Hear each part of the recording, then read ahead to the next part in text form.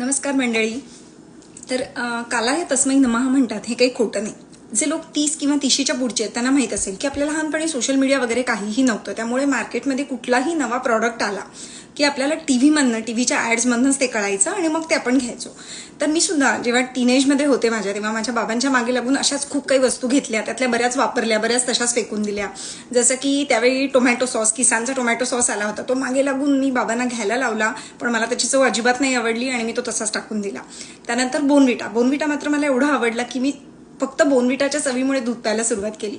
तसाच काही अनुभव मला माझ्या लेकीच्या बाबतीत आलाय. माझी लेक जी आता 18 वर्षाची आहे ती सुद्धा अगदी असंच काहीतरी करते. आणि मुख्य म्हणजे आता त्यांना सोशल मीडिया आहे, वेगवेगळे इतकं सारं एक्सपोजर आहे की त्यांना फार पटापट या सगळ्या गोष्टी कळतात.